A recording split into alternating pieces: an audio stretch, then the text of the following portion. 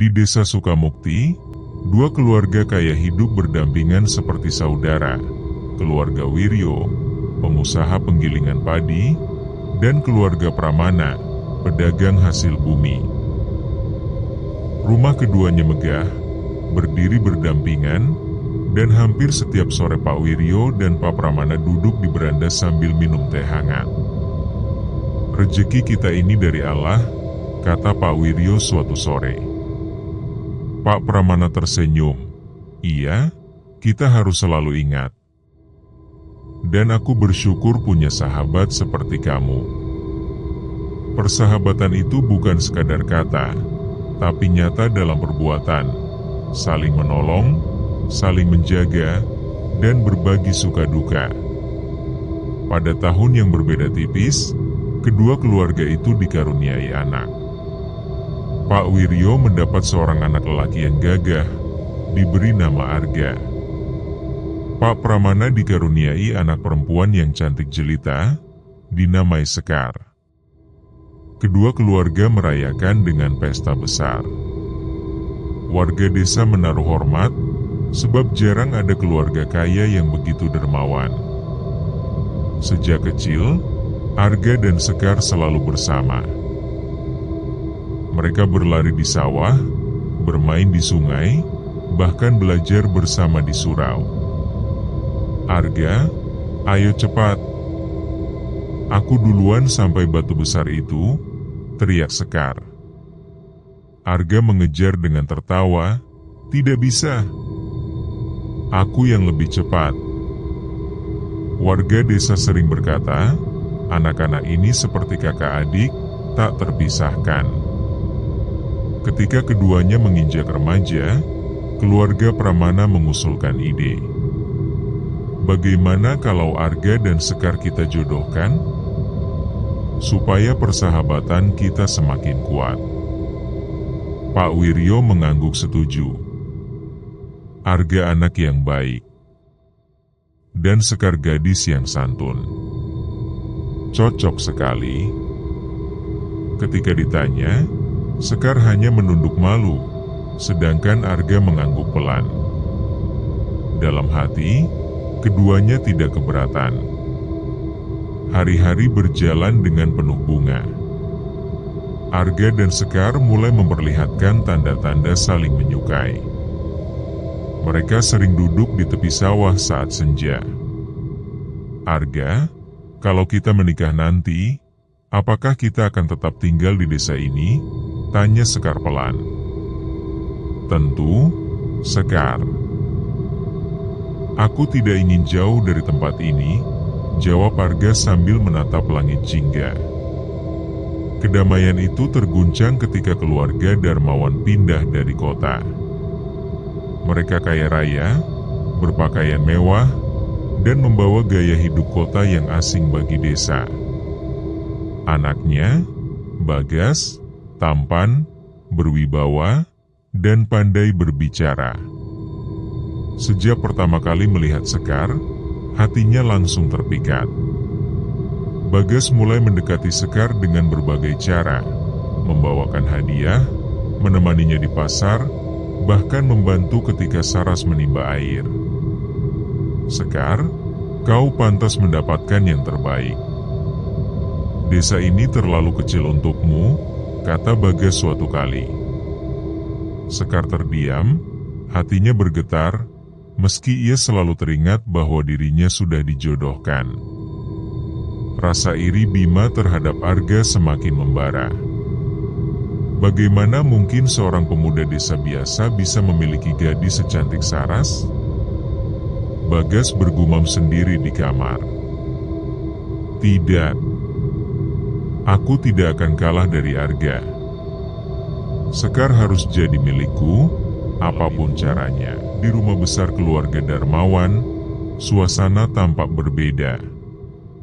Lampu kristal yang biasanya menyala terang, kini hanya sebagian dinyalakan, menciptakan bayangan panjang di dinding. Bagas duduk gelisah di ruang kerjanya, segelas minuman tak tersentuh di atas meja. Ia memikirkan percakapannya dengan Sekar sore tadi. Kata-kata Sekar masih terngiang, "Jangan hina Arga." Kalimat itu membakar egonya. Dia membelanya. Bahkan di hadapanku, gumam Bagas lirih, mengepalkan tangannya. "Selama Arga ada, aku tidak akan pernah mendapatkan Sekar." Pintu ruangan diketuk. Seorang pria tua berpakaian sederhana masuk, wajahnya keras dan tatapannya dingin.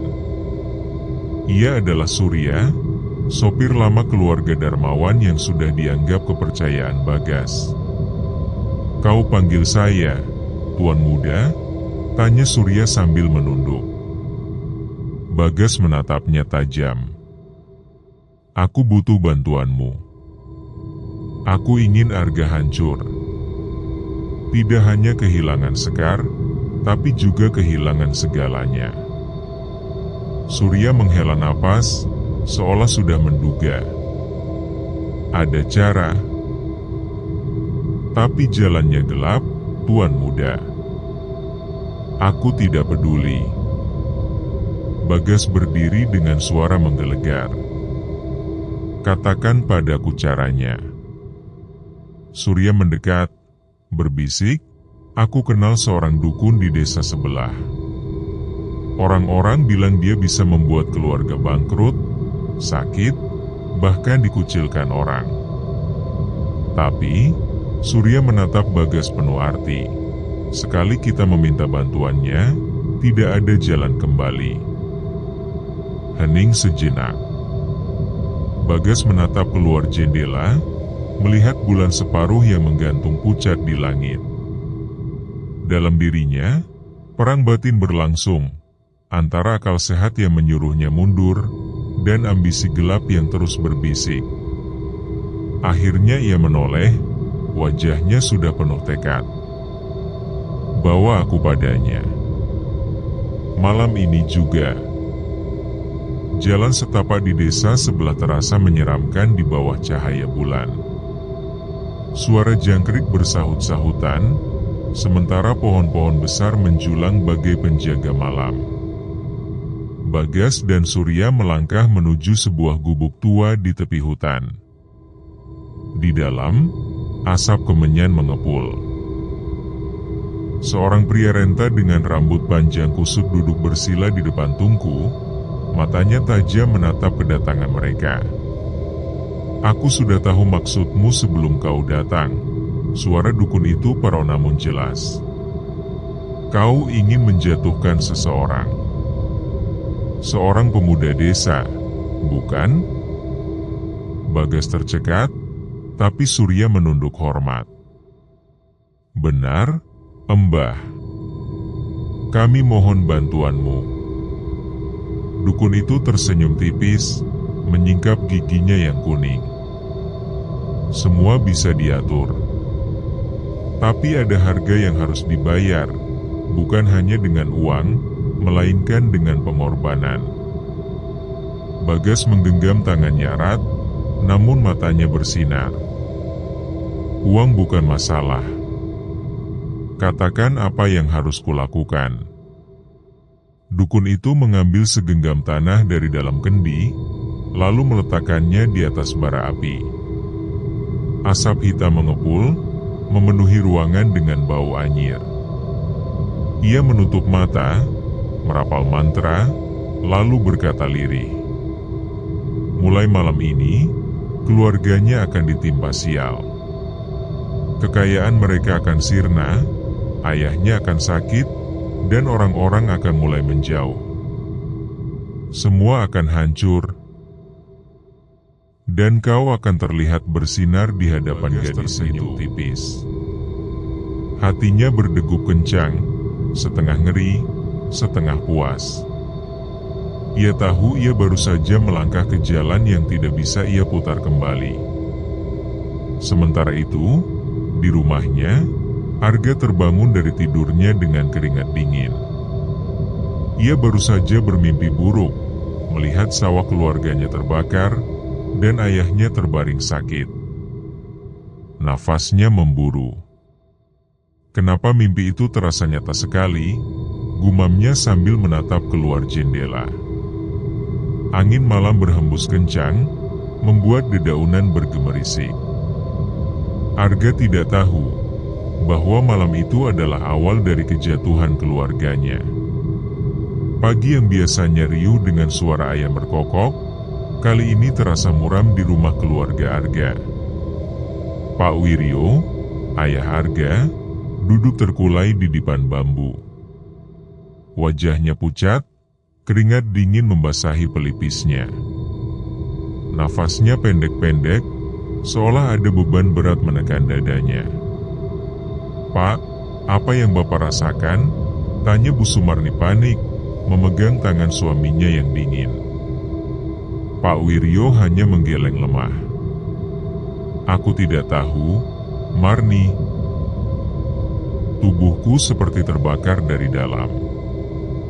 Tapi dingin, sangat dingin."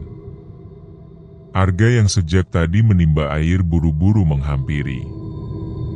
Melihat kondisi ayahnya, ia panik. "Bapak, bertahanlah, aku akan memanggil tabib desa." Namun sebelum ia berlari keluar, ayahnya menahan dengan suara serak. "Tidak usah, Ga. Aku hanya butuh istirahat. Jangan habiskan uang untuk tabib." Arga menggertakkan gigi. Keluarganya memang masih cukup berada, tapi entah kenapa dalam beberapa bulan terakhir, hasil panen sering gagal. Padi menguning sebelum waktunya, sebagian sawah terendam banjir karena irigasi jebol. Uang tabungan yang dulu cukup banyak perlahan terkuras. Hari demi hari, keadaan semakin memburuk. Pak Wiryo makin lemah. Tabib yang dipanggil akhirnya hanya menggeleng, berkata bahwa penyakit ini aneh, tidak seperti sakit biasa. Seakan ada sesuatu yang menggerogoti dari dalam, katanya. Arga merasa hancur. Ia berusaha bekerja lebih keras, tapi hasilnya selalu tak seberapa. Bahkan beberapa kali, ikan di kolam mereka mati mendadak, ayam-ayam pun hilang tanpa jejak. Desa mulai berbisik-bisik. Keluarga Wiryo kena kutukan. Ayahnya sakit karena kesalahan masa lalu, mungkin ada hutang janji. Awas, jangan terlalu dekat. Bisa menular. Bisikan itu menyebar cepat, menusuk telinga Arga setiap kali ia melangkah keluar rumah. Suatu sore, ketika Arga pulang dari sawah dengan wajah letih, ia melihat Sekar berdiri di pinggir jalan, menunggunya. Senyum tipis menghiasi wajah gadis itu. "Arga, bagaimana keadaan bapakmu?" tanyanya lembut. Arga menunduk, berusaha menahan air mata. Beliau semakin parah. "Aku sudah mencoba segalanya, Sekar. Tapi entah kenapa, semuanya selalu gagal." Sekar menatapnya penuh iba. "Sabar ya, Ga. Aku percaya kamu bisa melewati ini." Mereka berdua terdiam. Namun dari kejauhan, mata Bagas memperhatikan, sembunyi di balik pohon. Senyum tipis terukir di wajahnya. Ia tahu kutukan mulai bekerja. Arga duduk di tepi ranjang ayahnya. Lampu minyak berkelip redup, bayangan bergerak di dinding bambu. "Pak, bertahanlah. Aku janji akan menemukan cara menyembuhkan Bapak," bisiknya sambil menggenggam tangan ayahnya erat-erat. Pak Wiryo menatapnya dengan mata lemah, lalu tersenyum samar. "Arga, apapun yang terjadi, jangan pernah menyerah. Ingat, kita ini keluarga terhormat karena kejujuran, bukan karena harta." Arga menahan tangisnya. Di luar, angin malam menderu, seolah menjadi pertanda gelap bahwa badai baru saja dimulai. Matahari baru saja terbit di ufuk timur, tapi Arga sudah berdiri di tepi sungai. Pakaian lusuh menempel di tubuhnya, kaki terendam air yang dingin. Tangannya memegang pancing bambu sederhana, sementara perutnya keroncongan. Ia menatap permukaan air dengan tatapan kosong. Ya Allah, semoga hari ini aku dapat ikan lebih banyak. Bapak butuh makan bergizi, dan ibu pun sudah terlalu kurus. Pelampung pancingnya bergerak. Dengan cepat ia menarik, seekor ikan nila kecil terangkat. Arga tersenyum tipis, lalu meletakkannya di ember tua di sampingnya. Meski hanya sedikit, baginya itu berarti harapan. Menjelang siang, embernya terisi setengah. Ia menjinjingnya pulang dengan langkah letih, namun hati lega. Setiba di rumah, ibunya langsung membersihkan ikan itu. Beberapa ekor dimasak sederhana, sisanya dijual ke pasar untuk membeli segenggam beras. Di dipan bambu, Pak Wiryo yang sakit parah menatap putranya. "Maafkan Bapak, Ga, harusnya aku yang mencari nafkah, bukan kau." Arga duduk di sampingnya, menggenggam tangannya. "Jangan bicara begitu, Pak. Aku akan berjuang demi Bapak dan Ibu. Kita akan bangkit lagi." Meski kata-kata itu penuh semangat, hatinya sebenarnya gentar. Sementara itu, di rumah keluarga Pramana, Bagas duduk manis di ruang tamu. Ia membawa beras, gula, bahkan kain baru untuk Sekar. Bularas menerima dengan senyum campur malu. "Bagas, ini terlalu banyak. Kami tidak bisa menerimanya," ucap Bularas. Bagas tertawa ringan.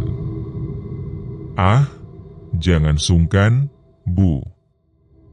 Anggap saja sebagai bentuk rasa hormatku pada keluarga. Lagi pula, aku ingin membantu agar Sekar tidak kekurangan apapun." Sekar yang mendengar kata-kata itu merasa hatinya berdebar. Ada rasa hangat karena perhatian Bagas, tapi juga rasa bersalah karena tahu Arga sedang berjuang keras. Ia menunduk, tidak berani menatap Bagas. Pak Pramana masuk, melihat bingkisan itu, lalu mengangguk puas. "Kamu memang anak baik, Bagas. Orang seperti kamu yang dibutuhkan desa ini." Bagas tersenyum puas. "Pelan-pelan, aku akan menggantikan posisi Arga di hati mereka semua," batinnya. Sore harinya, Arga datang ke rumah Sekar, membawa sekeranjang ikan hasil pancingannya. Wajahnya cerah, berharap bisa berbagi. Namun begitu sampai, ia melihat Bagas baru saja keluar, menyalami Pak Pramana dengan akrab. "Arga," sapa Bagas, pura-pura ramah. "Kau dari mana?" "Oh, memancing lagi? Wah, hebat. Desa ini memang butuh orang rajin seperti kau. Semoga ikannya cukup untuk makan malam." Suaranya terdengar manis, tapi menyakitkan. Arga menahan amarah, hanya tersenyum kaku. Sekar keluar, wajahnya canggung. "Arga, kamu datang." Arga menyerahkan keranjang ikan. "Ini untukmu, Sekar. Tidak banyak, tapi aku ingin kau menikmatinya." Sekar menerima dengan tangan gemetar. Bagas melirik sinis, lalu berlalu dengan senyum misterius. Arga berdiri terpaku. Hatinya perih, bukan hanya karena hinaan halus Bagas, tapi juga karena melihat wajah Sekar yang seolah semakin bingung memilih. Malam itu, Arga termenung di samping ranjang ayahnya. Ia sadar, perjuangan tidak hanya melawan kemiskinan, tapi juga melawan pesona orang kaya yang ingin merebut segalanya darinya. Malam itu, angin bertiup kencang membawa suara-suara sumbang dari pojok-pojok desa. Bisikan yang semula hanya desas-desus pelan, kini berubah menjadi omongan terang-terangan. Katanya penyakit Pak Wiryo bisa menular. Iya, aku dengar dari Bagas. Hati-hati kalau dekat dengan keluarga mereka. Pantas saja ayam-ayam mati, sawah jadi gagal panen. Itu gara-gara rumah mereka terkutuk. Arga yang hendak pulang dari sungai sempat mendengar percakapan itu. Dadanya terasa ditusuk. Ia menahan diri untuk tidak berteriak, meski hatinya ingin sekali membela keluarganya. Keesokan paginya, saat Bu Sumarni ke pasar membawa ikan, para pedagang yang biasanya ramah malah menyingkir. Ada yang pura-pura sibuk menata dagangan, ada pula yang langsung menutup hidung. Maaf, Bu, saya tidak bisa membeli ikan dari keluarga panjenengan. Takut kena penyakit, ucap seorang pedagang dengan nada sinis. Bu Sumarni tertegun, matanya panas. Kami tidak menularkan apapun. Ini hanya ikan sungai biasa. Namun tidak ada yang mau mendekat. Bahkan seorang ibu menarik anaknya menjauh sambil berbisik, "Jangan dekat-dekat, nanti sakit." Dengan tangan gemetar, Bu Sumarni menurunkan keranjang ikannya, lalu bergegas pulang sambil menahan air mata. Di rumah, ia langsung menangis di hadapan Arga. "Nak, mereka semua menjauh. Seakan-akan kita ini pembawa bencana." Arga memeluk ibunya erat. "Sabar, Bu. Ini pasti ulah seseorang. Aku yakin ada yang menebar fitnah." Sementara itu, di balai desa, Bagas duduk berdampingan dengan beberapa pemuda sambil tersenyum penuh wibawa. Lihat saja, keluarga Arga makin terpuruk. Warga sudah percaya, mereka yang membawa sial, katanya pelan namun penuh keyakinan. Seorang pemuda ragu-ragu bertanya, "Bagas, apa benar mereka menulari penyakit?" Bagas menepuk bahunya sambil tersenyum tenang. "Aku hanya khawatir. Lebih baik kita jaga jarak demi keselamatan bersama. Lagi pula, kalau Sekar dekat dengan keluarga itu, aku takut dia juga kena dampaknya." Kata-kata itu langsung membuat desas-desus makin liar. Sore menjelang malam, Arga memberanikan diri datang ke rumah Sekar. Tapi di depan rumah, Pak Pramana berdiri dengan wajah kaku. "Mulai sekarang lebih baik kau jangan sering kesini," ucapnya dingin. Arga terkejut. "Kenapa, Pak? Apa salah saya?" Pak Pramana menarik napas panjang. "Kau tahu sendiri, warga desa sudah resah. Mereka takut penyakit keluargamu menular. Aku tidak mau Sekar terkena imbas." Sekar yang mendengar dari balik pintu menahan tangis. Ia ingin sekali membela Arga, namun lidahnya keluh. Arga menatap Pak Pramana dengan mata berkaca-kaca. "Pak, itu fitnah. Kami tidak membawa penyakit apapun. Ayah saya hanya sakit biasa." Namun pintu rumah sudah tertutup, meninggalkan Arga berdiri sendiri di teras dengan hati hancur. Malam itu, di rumah besar, Bagas tersenyum puas sambil menatap bulan dari jendela. Sebentar lagi, Sekar. Tidak ada lagi yang bisa menghalangi aku mendapatkanmu. Arga akan lenyap dari hati semua orang. Hari-hari di desa kini terasa seperti neraka bagi Arga. Dahulu, setiap ia berjalan pulang dari sawah, selalu ada senyum dan sapa hangat. Kini, semua itu sirna. Anak-anak yang dulu suka berlari menyapanya, kini ditarik ibunya menjauh. Jangan dekat-dekat, nak, nanti sakit. Teman-teman sebaya yang dulu sering duduk bersamanya di pos ronda, kini berpaling wajah saat ia datang. Bahkan ada yang terang-terangan berkata, "Maaf, Ga, lebih baik kau jangan di sini." Warga sudah resah. Arga berdiri kaku, seolah dipukul dari segala arah. Ia hanya bisa menunduk, menahan rasa perih yang menyesakkan dada. Di rumah, keadaan semakin memburuk.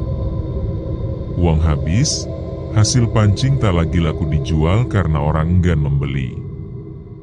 Ayahnya masih terbaring lemah, kadang mengigau di malam hari. Ibu makin kurus, matanya cekung karena sering menangis. Arga mencoba tegar. Ia mencari kayu bakar ke hutan, berharap bisa menjualnya. Namun saat ia menawarkannya ke tetangga, pintu-pintu rumah ditutup rapat. "Tidak usah, Ga. Kami tidak butuh," kata seorang ibu dengan nada dingin, meski jelas terlihat kayu bakarnya menipis. Arga pulang dengan pikulan penuh, pundaknya sakit, tapi lebih sakit lagi hatinya. Malam itu, ia duduk di beranda rumah, menatap bulan pucat yang menggantung sendu. Dadanya sesak, matanya merah menahan tangis. Tiba-tiba langkah kaki terdengar. Sekar muncul, menenteng bungkusan kecil. Wajahnya cemas tapi penuh tekad. "Arga, aku bawa sedikit beras." "Ambillah." Arga tersentak. "Sekar, kenapa kamu kesini? Kalau ada yang tahu, keluargamu bisa marah." Sekar menggigit bibir, lalu menatapnya penuh haru. "Aku tidak peduli. Aku tahu kamu tidak salah. Kamu tidak layak diperlakukan seperti ini." Arga menatapnya lama, lalu perlahan menerima bungkusan itu. Tangannya gemetar, matanya berkaca-kaca. "Sekar, hanya kamu satu-satunya yang percaya padaku. Aku tidak tahu harus berkata apa." Sekar menahan tangis. "Bertahanlah, Ga. Aku yakin kebenaran akan terungkap suatu hari nanti." Hanya suara jangkrik malam menemani. Di balik pohon jauh di sana, sepasang mata mengintai, mata Bagas yang penuh rasa iri. Bibirnya menyeringai, karena semakin melihat kedekatan itu, semakin kuat pula tekadnya untuk memisahkan mereka dengan cara apapun. Sore itu, suasana rumah keluarga Sekar tampak lengang. Pak Pramana duduk di kursi bambu dengan wajah penuh beban. Pikirannya bercampur antara kebanggaan memiliki putri secantik Sekar dan kekhawatiran tentang masa depan. Perekonomian desa sedang lesu, sementara kebutuhan hidup tak kunjung berkurang. Ketukan pintu terdengar. Seorang pembantu tergopoh menghampiri. "Pak, ada tamu." Anak muda dari kota, katanya bernama Bagas. Pak Pramana mengerutkan kening, tapi segera berdiri. Bagas masuk dengan langkah percaya diri, mengenakan pakaian rapi, senyumnya menawan. Seolah auranya berbeda dari pemuda desa kebanyakan. "Selamat sore, Pak Pramana," ucap Bagas sambil merunduk hormat. Maaf kalau kedatangan saya mendadak. Tidak apa, Nak Bagas. Silakan duduk. Ada keperluan apa datang ke rumah kami? Tanya Pak Pramana. Suaranya hati-hati. Bagas tersenyum, lalu duduk tenang. Ia membuka pembicaraan dengan nada penuh wibawa. Saya sudah lama memperhatikan putri Bapak, Sekar. Dia gadis yang santun, cantik, dan sangat saya kagumi. Karena itu, saya datang ke sini untuk melamar Sekar menjadi calon istri saya. Ucapan itu membuat ruangan mendadak sunyi. Bu Pramana yang sedang menyiapkan teh hampir menjatuhkan cangkirnya. Sekar yang kebetulan lewat di ruang dalam menutup mulutnya, wajahnya pucat. Pak Pramana terdiam cukup lama. Nak Bagas, lamaranmu sungguh mengejutkan. Tapi kau tahu, Sekar sudah dijodohkan sejak kecil dengan Arga. Bagas mengangguk, lalu mencondongkan tubuhnya sedikit ke depan. Saya tahu, Pak. Namun, Arga kini bukan lagi orang yang sama. Ia jatuh miskin, keluarganya pun sedang sakit-sakitan. Desa bahkan sudah mengucilkannya. Apakah pantas Sekar yang begitu berharga dipasangkan dengan lelaki yang tak mampu menjamin masa depannya? Kata-kata itu seperti racun yang merayap ke telinga orang tua Sekar. Bu Pramana memandang suaminya, matanya bimbang. Bagas benar juga, Pak, kita harus memikirkan masa depan Sekar. Sekar melangkah masuk, suaranya gemetar namun tegas. Ayah, Ibu, jangan dengarkan kata-kata Bagas. Aku tidak pernah meminta perjodohan ini, tapi aku juga tidak akan mengkhianati janji kalian. Arga memang sedang terpuruk, tapi dia tidak bersalah. Aku tidak bisa begitu saja menikah dengan orang lain. Bagas tersenyum tipis, meski matanya tampak tajam menusuk. Sekar, aku tidak ingin memaksamu. Tapi pikirkanlah, jika bersama Arga, kau akan hidup dalam penderitaan. Sedangkan bersamaku, kau akan terjamin, terhormat, dan bahagia. Apa itu bukan hal yang diinginkan semua wanita? Sekar menatapnya dengan tajam, air mata menggenang. Bahagia tidak diukur dengan harta, Bagas. Dan aku tidak akan pernah memilih meja perlahan, berusaha menenangkan suasana. Sudahlah, kita jangan gegabah. Lamaran ini harus dipikirkan matang-matang. Bagas, kami berterima kasih atas niat baikmu. Beri kami waktu untuk bermusyawarah. Bagas berdiri, menyunggingkan senyum licik yang ditutupi kesopanan. Tentu, Pak. Saya akan menunggu. Saya yakin, pada akhirnya Bapak dan Ibu akan mengambil keputusan yang tepat. Ia berpamitan dengan sopan, namun dalam hatinya berkecamuk. Sekar, cepat atau lambat, kau akan jadi milikku. Aku akan pastikan Arga tidak punya tempat lagi di desa ini. Esok harinya, kabar tentang lamaran Bagas sudah menyebar ke seluruh penjuru desa. Seperti api yang disiram minyak, gosip itu membakar telinga setiap warga. Di warung kopi, para lelaki bercakap dengan nada setengah berbisik namun penuh antusias. Kau sudah dengar? Anak kota itu, Bagas, melamar Sekar semalam. Ya ampun, pantas saja. Mereka cocok, sama-sama cantik dan tampan. Lagi pula, Bagas kaya raya. Bandingkan dengan Arga. Arga, Huh, pemuda malang itu? Mana pantas.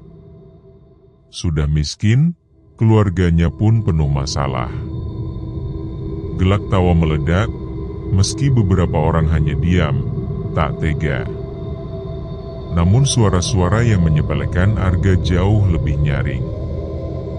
Di rumah-rumah warga, ibu-ibu yang sedang menjemur pakaian tak luput membicarakan hal yang sama. Kalau aku jadi Bu Pramana, tak perlu banyak pikir. Terima saja Bagas. Mau jadi apa Sekar kalau ikut Arga? Cari makan saja susah. Iya, sayang sekali gadis secantik itu kalau diserahkan pada lelaki yang nasibnya tak jelas. Sekar mendengar bisikan itu ketika lewat. Wajahnya menegang, dadanya terasa sesak. Ia menunduk, melangkah cepat sambil menahan air mata. Malam harinya, suasana rumah keluarga Pramana dipenuhi kegelisahan. Pak Pramana duduk murung, sedangkan Bu Pramana mondar-mandir gelisah. Pak, semua orang membicarakan kita. Kalau kita menolak Bagas, mereka akan menganggap kita bodoh. Arga itu bukan siapa-siapa lagi. Apa kita tega membuat Sekar menderita nanti? Sekar yang mendengar dari balik pintu masuk dengan wajah memerah. Ibu, kenapa ibu tidak percaya padaku? Aku tidak akan menderita jika bersama Arga. Justru aku yang akan sengsara jika dipaksa menikah dengan Bagas. Bu Pramana menatap putrinya, suaranya meninggi. Kau tidak mengerti, Sekar. Hidup ini butuh kenyataan, bukan hanya perasaan. Kau masih muda, belum tahu kerasnya dunia. Pak Pramana mengangkat tangan, mencoba menenangkan. Cukup. Jangan ribut di depan anak. Sekar, ibumu hanya ingin yang terbaik. Bagas memang terlihat menjanjikan. Tapi aku juga tidak bisa begitu saja mengkhianati janji lama dengan keluarga Arga. Sekar menangis, berlari masuk ke kamarnya. Suara pintu dibanting bergema di seluruh rumah. Bagas tersenyum puas mendengar kabar gosip yang makin deras. Ia duduk di beranda rumah mewahnya, menyeruput teh hangat sambil berkata pelan pada dirinya sendiri. Bagus, biarkan warga jadi senjata. Dengan desakan mereka, keluarga Sekar pasti akan goyah. Arga, langkahmu akan semakin sempit. Malam itu, langit tampak redup, bulan tertutup awan tipis. Di sebuah ruangan rumah besar milik keluarga Bagas, ia duduk bersama seorang lelaki berperawakan kasar dengan sorot mata licik. Orang kepercayaan yang selama ini menjadi tangan kanannya. Sudah saatnya kita bergerak, kata Bagas dengan suara rendah namun tegas. Warga mulai terpengaruh gosip, tapi itu belum cukup. Aku ingin mereka benar-benar membenci Arga. Aku ingin mereka menyingkirkannya dari desa. Orang kepercayaan itu mengangguk. Apa yang harus kulakukan, Tuan Muda? Bagas tersenyum tipis. Ia meletakkan sebuah syal lusuh di meja. Syal itu milik Arga, yang sebelumnya ia dapatkan dengan dalih membantu. Malam ini, kau harus mencuri seekor kambing dari salah satu warga. Setelah itu, letakkan syal ini di dekat kandangnya. Besok pagi, biar aku yang berbicara. Lelaki itu mengangguk mantap. Baik, Tuan. Semua akan berjalan sesuai rencana. Keesokan paginya, desa geger. Suara teriakan menggema dari arah rumah Pak Darto. Kambingku hilang. kambing betina yang paling gemuk dicuri orang. Warga segera berdatangan. Mereka berkerumun di sekitar kandang, mencari tahu. Hingga salah seorang menemukan sehelai kain tergeletak di tanah. "Ini, syal siapa?" tanyanya lantang. Beberapa orang langsung mengenali. "Itu syalnya Arga. Aku sering melihatnya dipakai saat ia memancing di sungai." Bisik-bisik mulai terdengar, menggunung jadi fitnah. Pantas saja, kemarin dia tiba-tiba punya uang. Rupanya dari menjual kambing curian. Benar, siapa lagi kalau bukan dia? Sekarang sudah terbukti. Tak lama, Bagas muncul dengan wajah penuh keprihatinan. Ia menenangkan warga dengan suara lantang, seolah ia pahlawan. "Saudara-saudara, jangan terburu-buru. Memang benar itu syal milik Arga, karena syal itu pernah ia berikan kepadaku. Tapi siapa tahu ia menjatuhkannya saat lewat? Meski begitu, aku juga merasa aneh dengan uang yang tiba-tiba dimilikinya kemarin. Kita harus bicara baik-baik dengan Arga." Namun alih-alih meredam, kata-katanya justru semakin mengobarkan emosi warga. "Ya, kita harus usir pencuri itu. Desa ini tidak butuh orang seperti dia." Arga yang sedang memikul kayu bakar dari hutan pulang dengan wajah lelah, mendapati kerumunan besar di depan rumahnya. Ia tertegun. "Ada apa ini?" Seorang warga maju, menuding wajahnya. "Kau mencuri kambing Pak Darto. Ini buktinya, syalmu ditemukan di dekat kandang." Arga terperangah. Ia melihat syal yang ditunjukkan, benar miliknya. "Itu memang syalku, tapi aku tidak pernah ke kandang Pak Darto. Aku tidak mencuri." "Pembohong! Kau kira kami semua bodoh? Kau sudah mempermalukan desa." Ibu Arga berlari keluar rumah, menangis terseduh. "Demi Allah, anakku tidak bersalah. Dia tidak pernah melakukan hal jahat." Namun tak ada yang mau mendengar. Suara massa terlalu bising, terlalu dipenuhi amarah. Di kejauhan, Sekar melihat kejadian itu dari balik pagar rumahnya. Tubuhnya gemetar, matanya penuh air mata. Ia ingin berlari membela Arga, tapi tangan ibunya menahan erat. "Jangan ikut campur, Sekar. Ini bukan urusanmu lagi." Bagas berdiri di tengah kerumunan, menundukkan kepala seolah prihatin. Tapi di balik wajahnya yang tenang, senyum licik tersungging tipis. Rencananya berjalan sempurna. Arga kini tinggal selangkah lagi menuju kehancuran. Langit sore itu kelabu. Awan berat menggantung rendah, seolah ikut merasakan kepedihan yang menyelimuti keluarga Arga.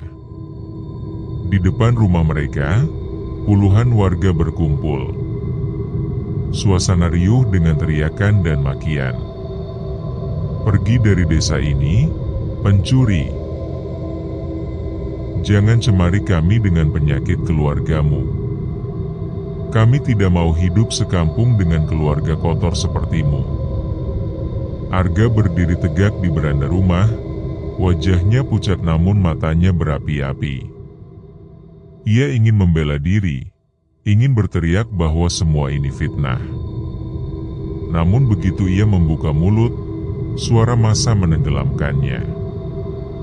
Bu Sarti menangis sambil merangkul suaminya yang masih terbaring lemah. "Kenapa mereka tega? Kita sudah hidup bersama sejak dulu. Kenapa mereka bisa sekejam ini?"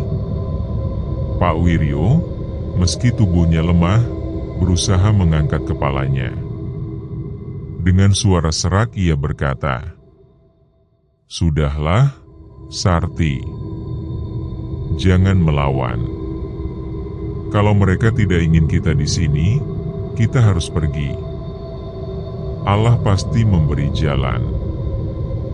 Nada itu lembut, penuh keikhlasan, meski matanya menahan perih. Arga menggertakkan gigi.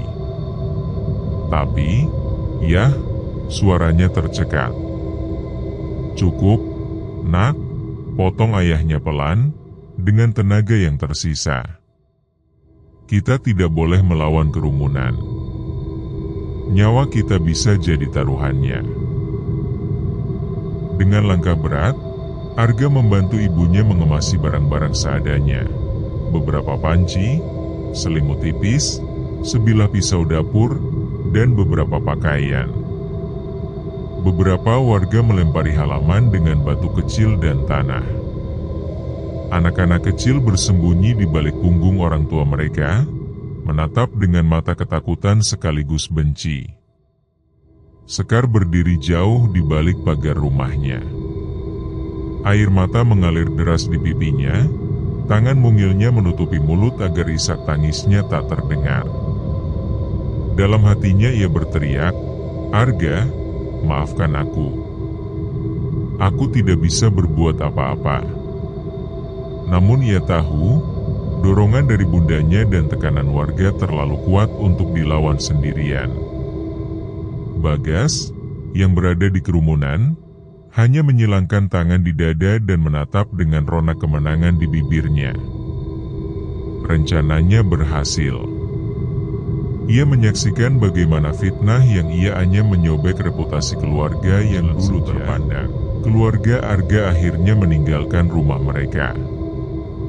Dengan pikulan sederhana dan kantong plastik berisi barang seadanya, Arga menuntun Bu Sarti yang menangis, sementara Pak Wiryo berjalan tertatih-tatih. Tidak ada tetangga yang menawarkan bantuan mengantar. Mereka berlalu diiringi tatapan dingin dan bisik-bisik yang menusuk. Mereka melangkah ke arah hutan larangan. Tempat itu selama ini dianggap keramat, tak seorang pun berani mendekat. Namun bagi orang yang tak punya pilihan, hutan itu menjadi pelarian terakhir. Di tepi hutan, Arga mendirikan gubuk sederhana dari bambu dan daun rumbia. Angin malam menyelinap melalui celah-celah gubuk, dingin merayap sampai ke tulang. Malam itu keluarga kecil itu duduk di dalam gubuk yang masih rapuh.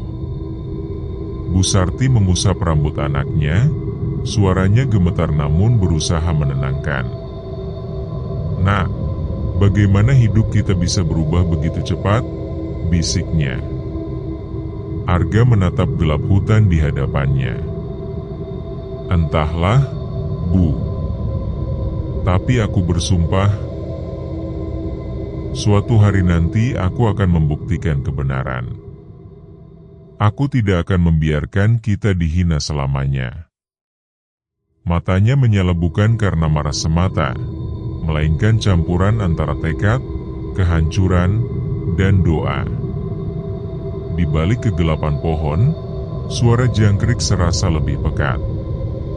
Hutan larangan, yang selama ini dianggap menakutkan, kini jadi satu-satunya tempat berlindung. Malam itu, angin berhembus lirih, seakan menyimpan janji, duka, dan bisik-bisik tak kasat mata yang menunggu di kedalaman rimba. Matahari baru terbit ketika suara ayam hutan terdengar dari kejauhan. Di dalam gubuk bambu sederhana itu, Arga sudah bangun lebih dulu. Ia memandang ke arah kedua orang tuanya yang masih tidur. Wajah Bu Sarti masih sembab karena semalaman menangis, sementara Pak Wiryo tampak pucat, tubuhnya lemah. Arga menarik napas panjang. "Aku tidak boleh diam. Aku harus mencari nafkah, walau apapun caranya." Ia keluar dengan sebilah parang kecil di tangan. Hutan larangan menjulang seakan menyambutnya dengan keheningan pekat. Dedaunan masih basah oleh embun, suara serangga bersahut-sahutan. Meski ada rasa takut, Arga melangkah dengan hati-hati, menebas ranting, dan mencari kayu kering. Setiap kali suara burung gagak melintas di atas kepalanya, bulu kuduknya meremang. Tapi ia tak punya pilihan lain. Kayu bakar adalah satu-satunya barang yang bisa ia jual ke pasar untuk membeli beras. Menjelang siang, Arga sudah mengikat seikat besar kayu bakar di punggungnya. Keringat bercucuran membasahi bajunya. Ia melangkah menuju pasar desa, melewati jalan setapak yang biasa digunakan warga. Begitu ia tiba, bisik-bisik segera terdengar. Itu dia, pencuri kambing yang diusir. Kenapa dia masih berani datang ke pasar? Cih, menjijikan. Jangan beli darinya. Arga hanya menunduk, menahan amarah dan rasa malu yang menghujam. Ia berkeliling menawarkan kayu bakarnya. Sebagian pedagang menolak dengan kasar, sebagian lain hanya orang pedagang tua yang akhirnya berbisik, "Nak, aku tahu kau tidak bersalah. Tapi maaf, aku tidak bisa menolongmu banyak. Warga lain bisa curiga padaku. Ambillah uang ini, aku beli kayumu." Arga menatapnya dengan mata berkaca-kaca. "Terima kasih, Pak. Semoga Allah membalas kebaikanmu." Ia pulang membawa sebungkus kecil beras, cukup untuk sekali masak. Saat tiba di gubuk, Bu Sarti langsung menyambutnya dengan air mata. "Alhamdulillah, meski sedikit, ini sudah cukup untuk kita, Nak." Pak Wiryo menepuk bahu anaknya pelan. "Kau sudah jadi penopang keluarga, Arga. Jangan menyerah, meski mereka semua membenci kita." Malam itu, mereka makan bersama dengan sederhana, nasi putih dengan garam dan sedikit sayur rebus dari daun hutan. Saat suapan pertama masuk ke mulutnya, Bu Sarti menangis haru. Rasanya nikmat sekali, meski hanya begini. Arga menatap orang tuanya. Tekad di dalam dadanya semakin menguat. Aku harus terus berjuang. Suatu hari, kebenaran akan terbukti. Dan mereka semua akan tahu siapa yang benar dan siapa yang salah. Di luar gubuk, angin malam berhembus kencang. Dari balik hutan, terdengar suara aneh seperti bisikan yang bergaung. Pak Wiryo sempat terdiam, menoleh dengan wajah serius. "Arga, kau dengar?" tanyanya pelan. Arga mengangguk pelan, bulu kuduknya meremang. "Ya, ya." Seperti ada yang berbisik dari dalam hutan. Bu Sarti memeluk erat suaminya. "Jangan bicara yang aneh-aneh, malam ini sudah cukup menakutkan." Namun di hati Arga, ia merasa hutan itu tidak sekadar sunyi. Ada sesuatu yang menunggu, sesuatu yang mungkin kelak akan terikat dengan nasibnya. Malam turun perlahan, membawa hawa dingin yang menusuk hingga ke tulang.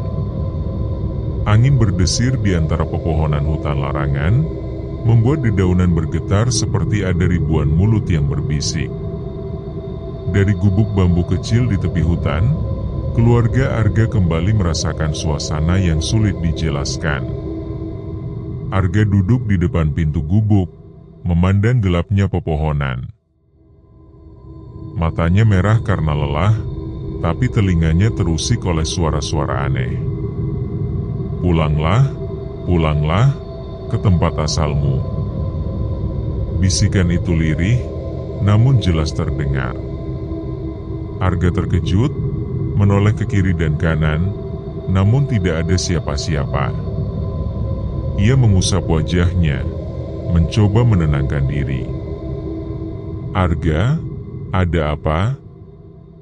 Suara Bu Sarti terdengar dari dalam gubuk, khawatir. Arga menarik napas dalam. "Tidak ada apa-apa, Bu. Hanya suara angin." Tapi di dalam hatinya, ia tahu itu bukan sekadar angin. Keesokan paginya, Arga kembali masuk ke hutan untuk mencari kayu. Kali ini ia berjalan lebih jauh dari biasanya. Udara semakin lembab, dan sinar matahari nyaris tidak menembus rimbunnya pepohonan. Sesekali terdengar suara ranting patah, membuatnya waspada. Tiba-tiba, ia mendengar suara azan sayup-sayup. Suara itu begitu jernih, seolah-olah ada masjid di tengah hutan. Arga berhenti melangkah, menajamkan telinga.